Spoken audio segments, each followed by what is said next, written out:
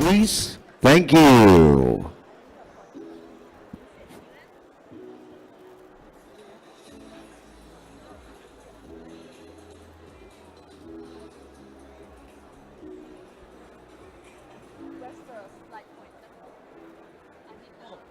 Pointer. Use my mic. It's all on, Okay. Stay your team. Testicles.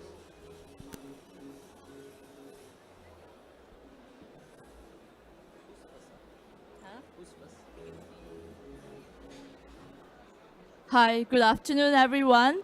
I'm Selling from Lang Tengah Turtle Watch, and it's my honor to be here with three awesome people, and they represent different organizations in Malaysia doing marine conservation work and also sustainable tourism that they're trying to strive for. So I don't have to introduce them. So what I want to do is let them introduce themselves and what they do at where they are. And we have the first one from...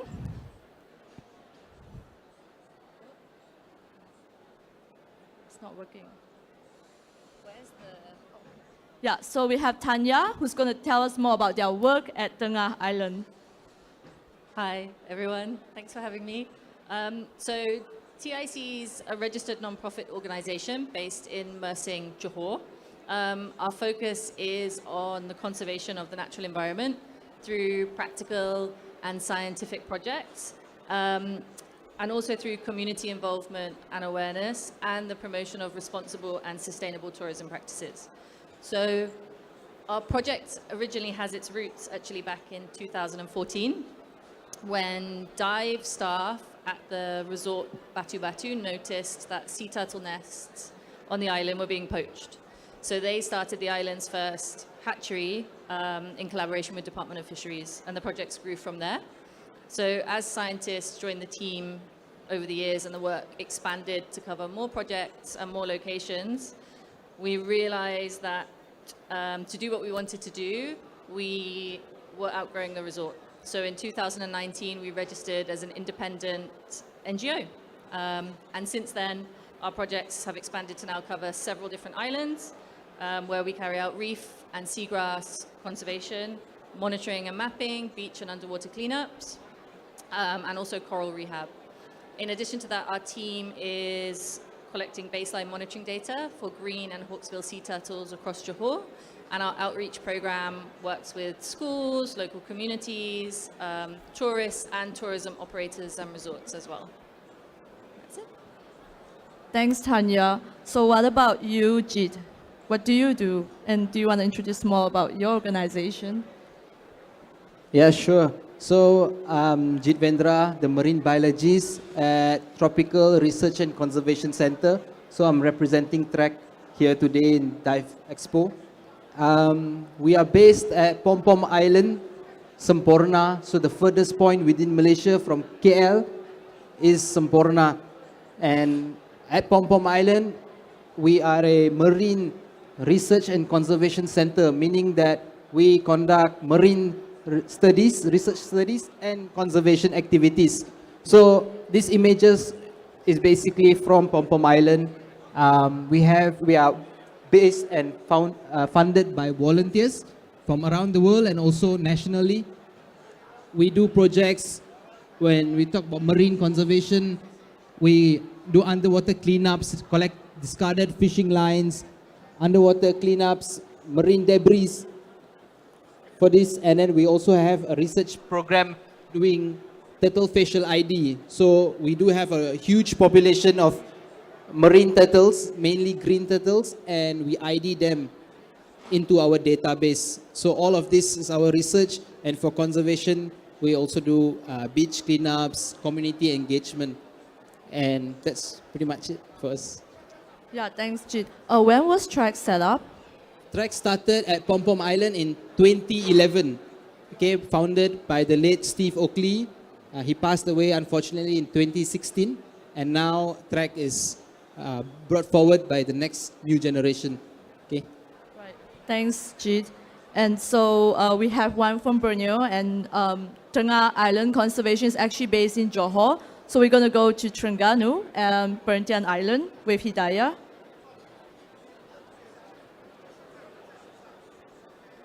Okay, hi, hello everyone. Thank you for having me, and then thank you for listening.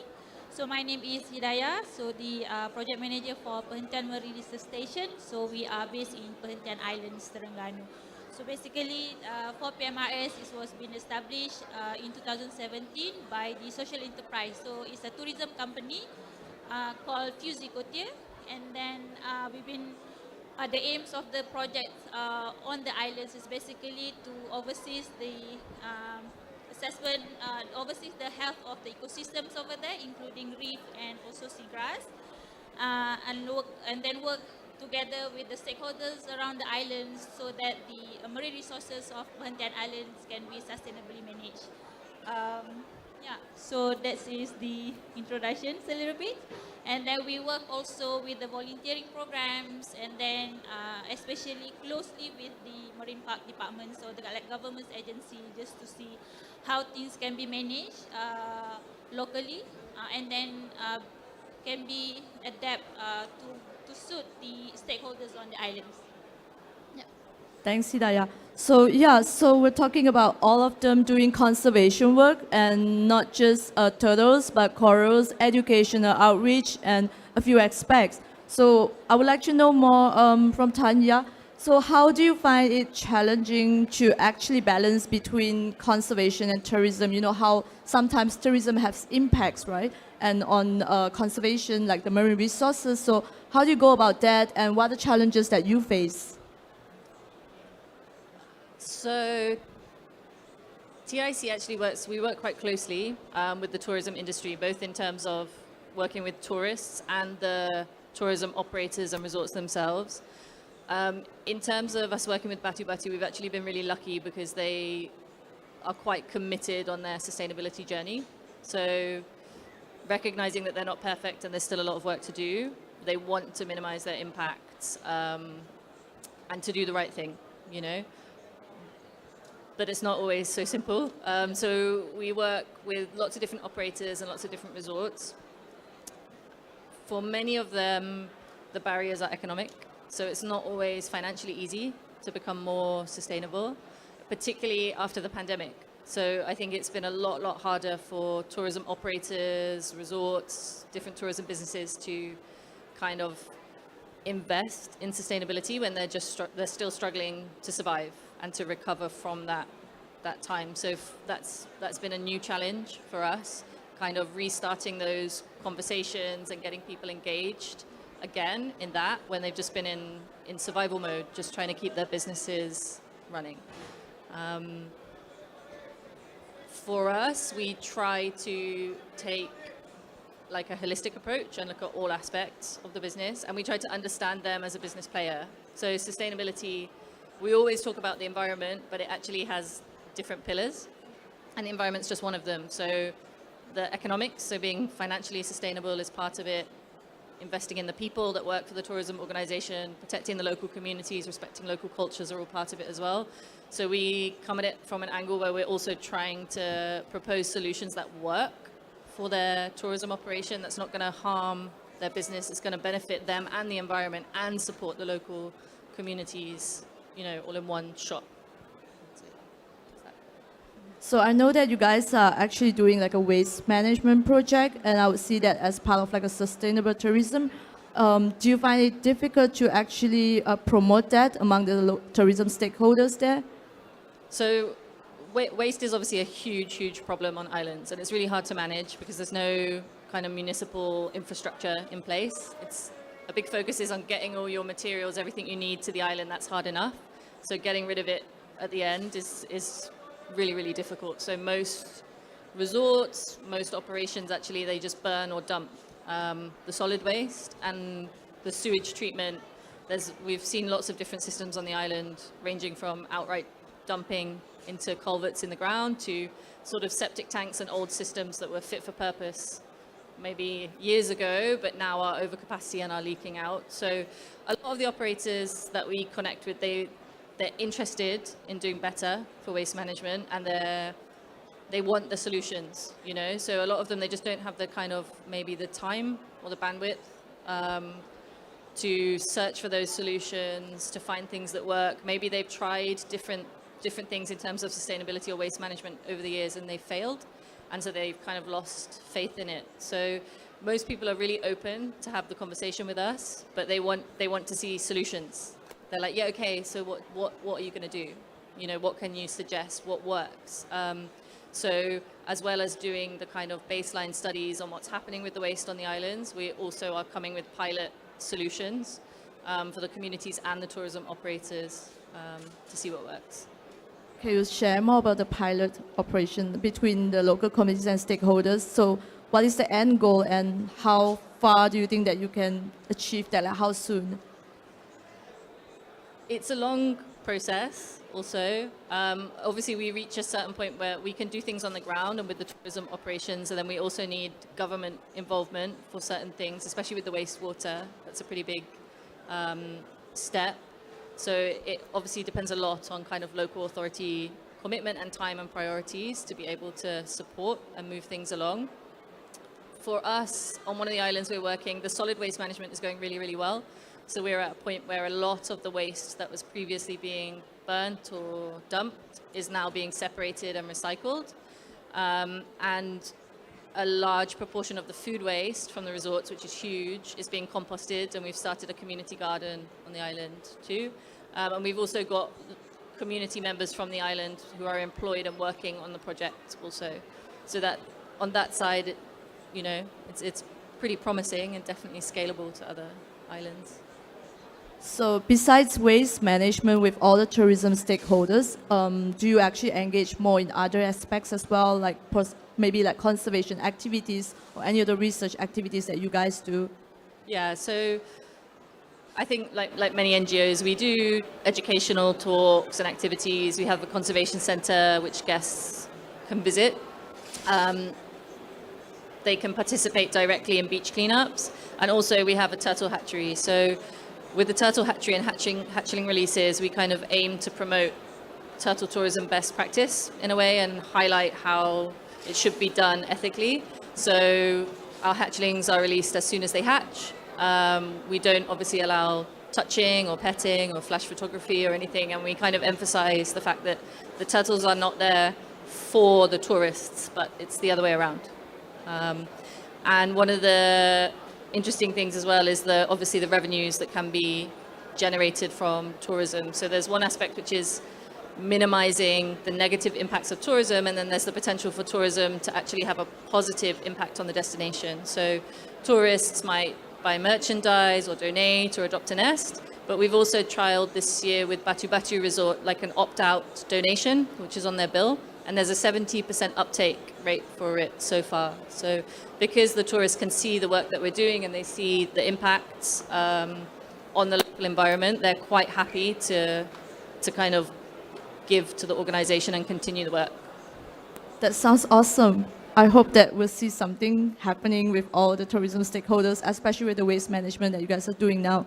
So what about you, Jit? Like I know TRAC actually does a lot of in-water research and surveys, and at the same time, they have very active volunteering programs where people can join, not just learn about conservation activities, what do marine biologists do, but it's also a very good way to promote awareness and by actually engaging people. But do you face any challenges to balance between, you know, like you want to have all these tourism activities with like marine resources, but at the same time, you don't want to have negative impacts?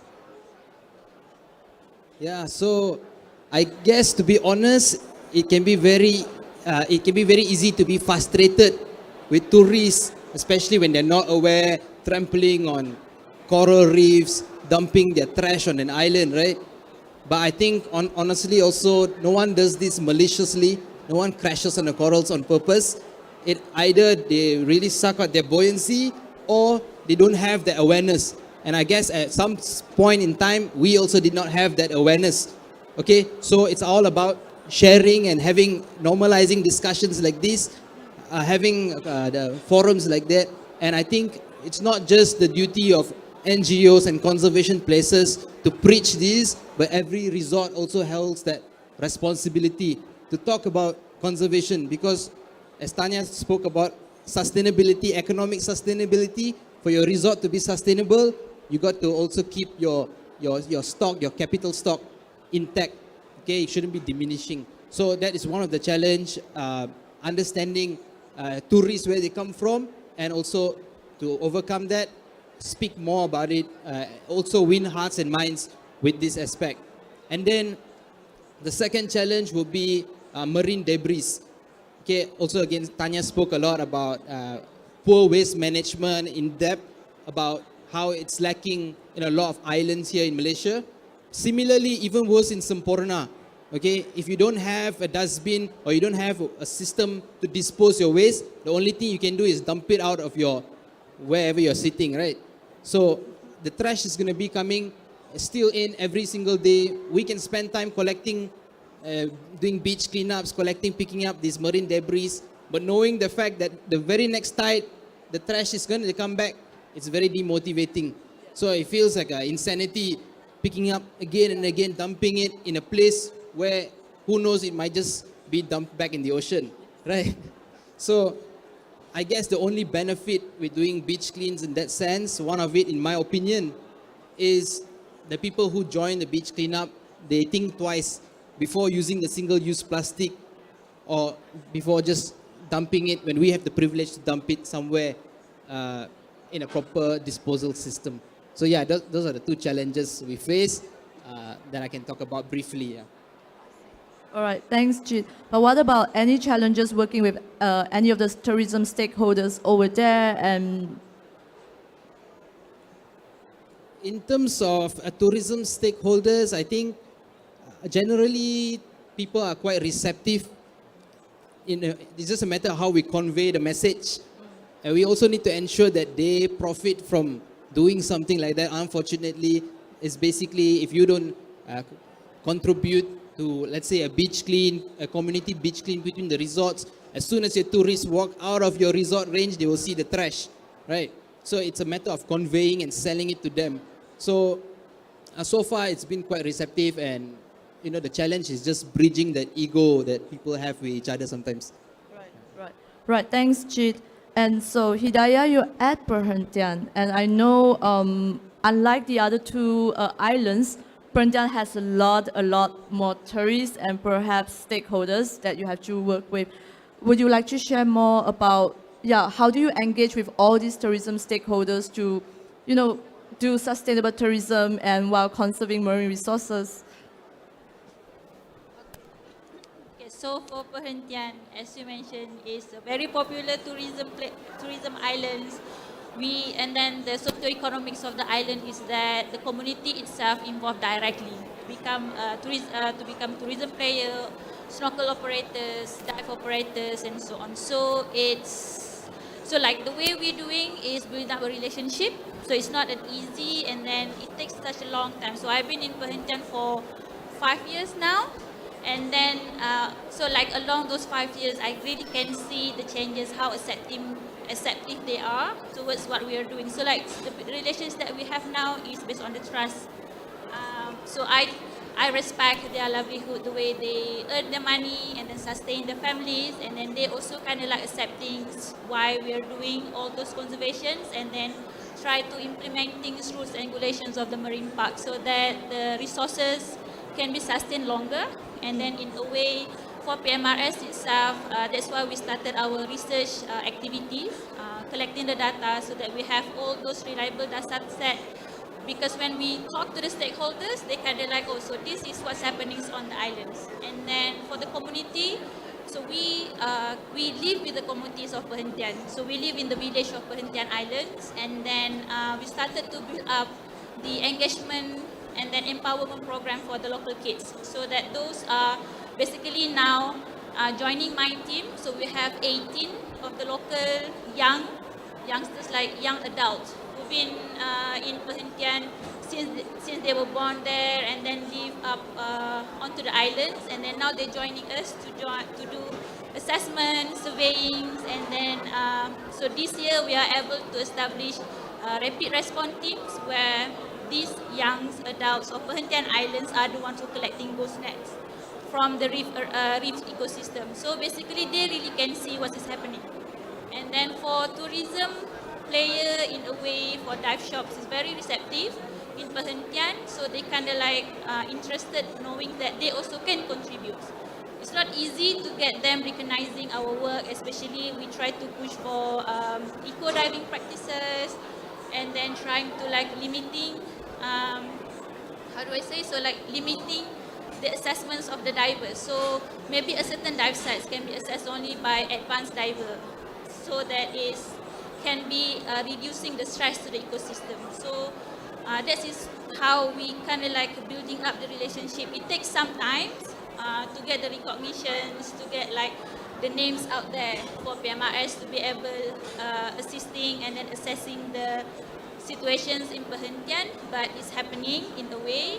We are able to have support from the dive shops, and the local community kind of like understand why we are always saying don't touch the corals, don't step on the corals, and then don't feed the fish. So they kind of understand, so this is your work of doing conservation on the islands. And having the local Anak Pulau is a local program for the kids.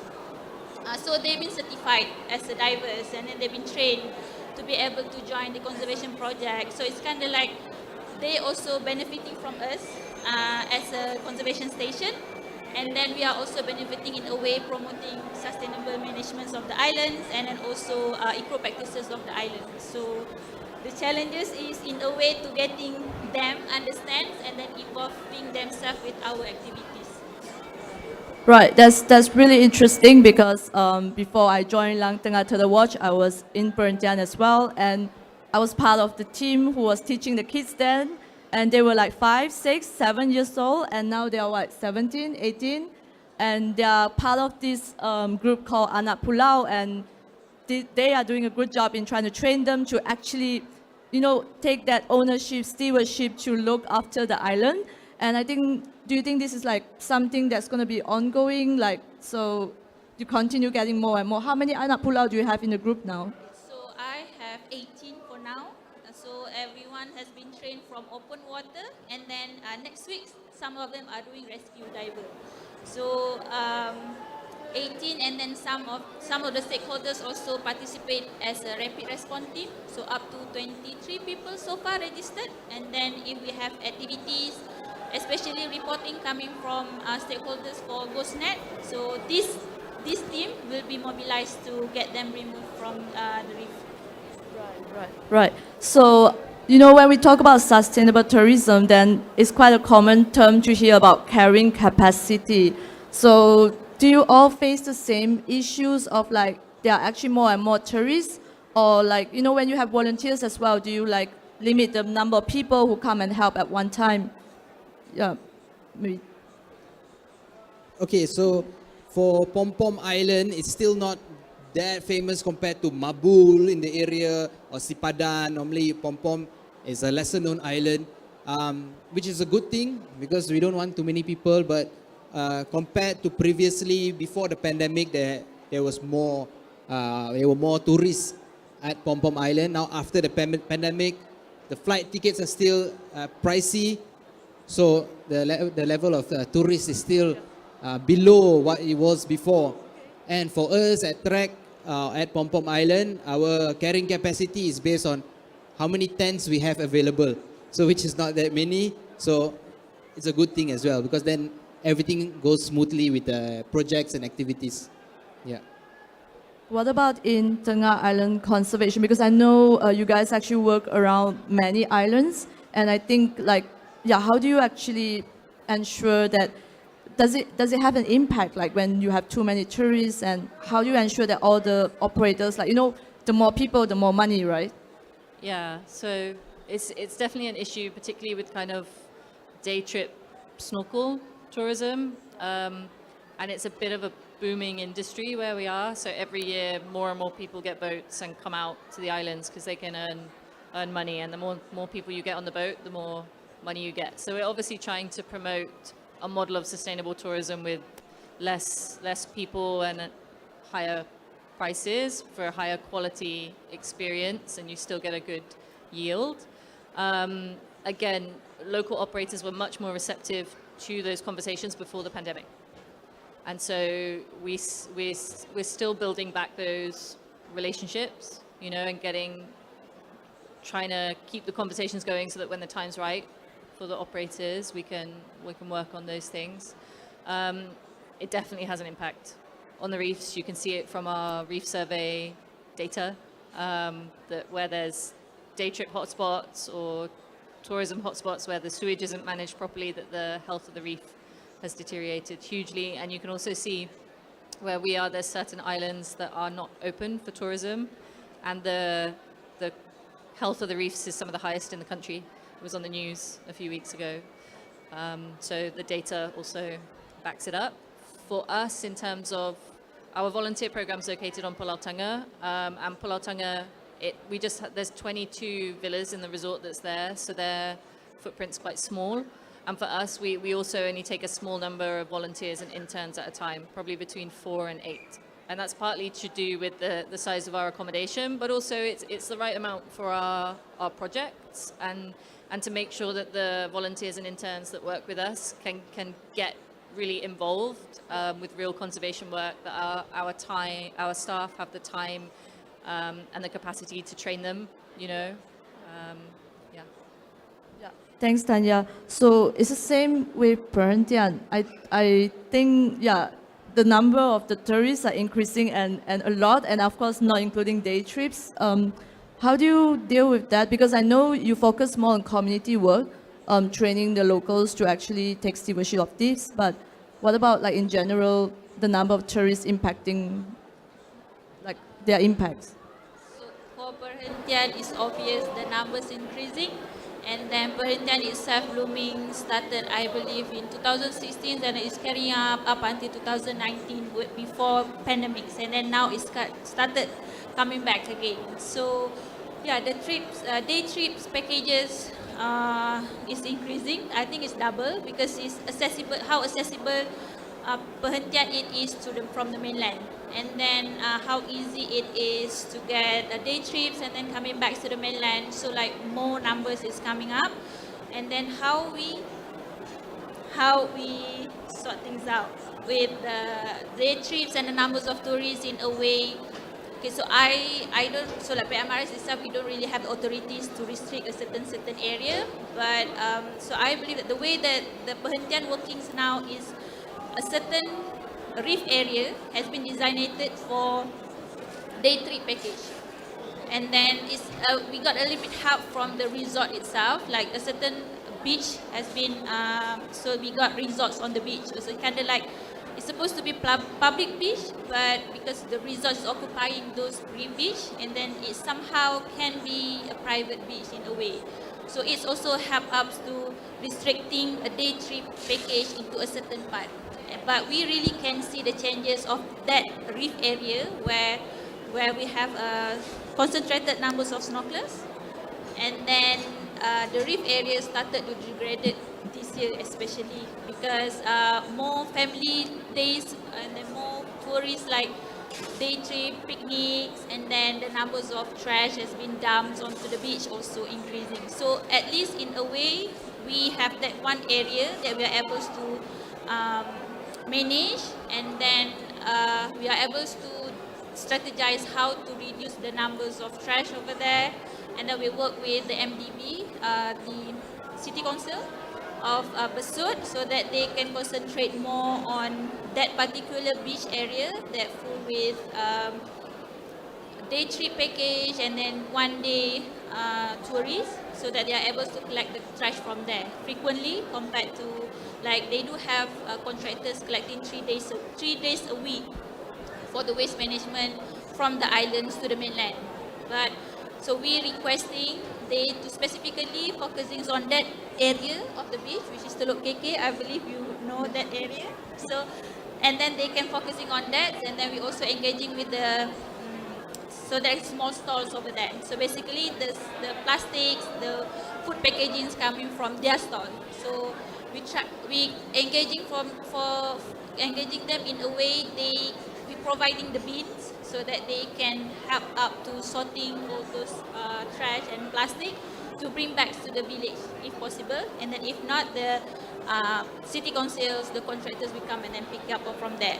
So the numbers of perhentian tourists definitely increasing over the year, and then also the divers also increasing because of the rates and packages for dive courses is cheap compared to other islands, and so that's why a relationship with the dive shops is really important for us, and then resorts also in a way, because like if we got the dive shops relationships, in a way they're practicing more on green practices, eco practices, even though the tourist is staying somewhere else, but they are divers, so they can keep raising the awareness. And then we started to see a certain dive shops limiting the numbers of divers for that for a certain dive site. So that means only advanced divers can go to those dive sites. And then so like yeah, so that's how we're trying to work with for the tourist number on the island. Yeah, it's really good to know that all the conservation organizations here are actually trying to do very best in terms of sustainable tourism practices. So maybe you guys have some words of like, we can't stop tourism, and tourism is good for the economy, but how can the members of the public, divers, like what can they do to actually travel responsibly? Okay, so I guess the take-home message for this panel is that you got to give and take, right? In life, you got to take and give. So if you're a diver and you just want to travel and see the beauty of the coral reef as all of these billboards or posters are displaying, usually they're not going to show you the posters of the trash or the pampers stuck on the coral reef. So there are all these images that when you go to these sites, you will see. So instead of just taking, you got to give back something. Okay, you can start as a diver. When you see an underwater piece of trash, always make it your principle, put it in your BCD or in your pocket. You can start something simple like that. I'm not asking you to go to an island and start building artificial reefs, all of you all, but in some way, okay, even at home, you can be a conservationist. Conserve resources. I think in the Klang Valley, we're having water cuts, so we can start conserving water, reject the single-use plastic. Sorry, Food Panda and Grab Food, but eat in. Do not use plastic spoons, cups, cutleries, and containers. That's what we can do. We don't have to be diving to do something. As a person, you can also do something. That will be what I got to say lah. That's really a strong message, because I think a lot of time people always think like, oh, you know, I wanna do coral propagation, I wanna restore coral, I wanna save turtle eggs. So these are all actually work that requires some training and research background, but it doesn't mean that you can't contribute as well. And what Jit say, that everybody can really do their part to, you know, just a little impact, but collectively we actually contribute a lot. And what do you think, Tanya? What do you have to say? Well, obviously, yeah, I echo everything Jeet said, and you as well, Sailing. And I think it just comes down to being like a conscious, thoughtful, and respectful tourist. You know, before you go somewhere, do your homework about, you know, being respectful to the local cultures and the local communities as well as the environment, especially if you're going to a place that might have sensitive communities, sensitive habitats, and where you might come into contact with wildlife. Generally speaking, if the tourism operation is allowing you to feed or touch or pet wildlife, that's something to avoid. Echoing what Jeet said as well, be water-wise. Tourists tend to use vast amounts of water compared to the local communities, which, as well as being a scarce and often expensive resource with a big carbon footprint, then leads to wastewater. So the more water that we're using as tourists is the more water that needs to be then processed and treated to not negatively impact our reefs. That's it. Yeah, and Hidayah, do you have anything to, you know, enlighten us? So yeah, I will agree with them both. Everything's covered. And then for me, I will strongly say start individually, because like everyone can play their role. It's either at homes or even you guys when traveling, visiting other places. It's not necessarily to the island itself, but if you're doing terrestrial tourism, visiting the national parks and so on, it's always started individually, even though like, for example, we can say the resorts offering water bottles. If you, for individually, if you say that I will have my own water bottles and refills. Always ask for the water refill instead of using the resort's water bottles. So it can reduce at least one water bottles, plastic water bottles into the trash bin. Yeah. Yeah, I think I agree with Hidayah. So I be more conscious of your own impact on the environment, because if you actually do the work we do, you do get frustrated picking out trash the whole time, cigarette butts, straws, and things like that. So yeah, it's great having all of you here. And for everyone out there, if you're traveling anywhere, there are actually a lot of conservation organizations wherever you are. You just have to look out for them, and you know they always have activities or things that they need help with that you can volunteer with them. And this time at midday, we have TRAC. So TRAC has a booth here too, and please support them. And TIC is also here for the first time at midday. So if you can drop by and just speak to them and you want to understand more about the work they do and how you can help, you can do that too. And Hidayah will be around, so just look out for her. Yeah, so I think that's all from us. And thank you so much for being here. And I hope you learned something from us. Thank you.